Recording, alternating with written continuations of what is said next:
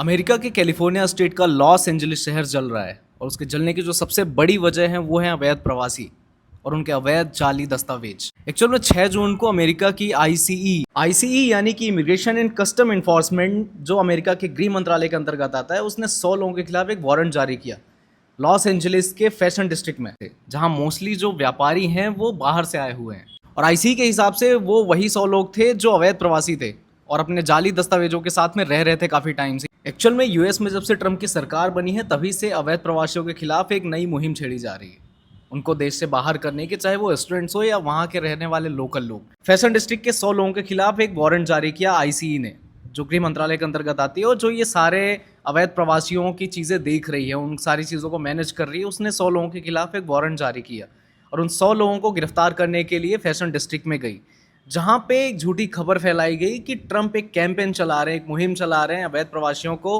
Bulk में गिरफ्तार करने। इसके बाद से ये सारे के सारे प्रोटेस्ट होने चालू हुए, ये दंगे भड़कने चालू हुए कि जो फैशन डिस्ट्रिक्ट या लॉस एंजलिस के जो लोकल लीडर्स थे वो ट्रंप के विरोध में उतर आए, और इवन कैलिफोर्निया के जो स्टेट गवर्नर हैं वो भी। कैलिफोर्निया के स्टेट गवर्नर गेविन न्यूसम के अनुसार ट्रंप ने वो गलती कर दी है जो उन्हें नहीं करनी चाहिए थी। उन्हें जो वहाँ के रिजर्व गार्ड्स हैं, 2000 रिजर्व गार्ड्स, उनको ज़मीन पे उतार दिया है।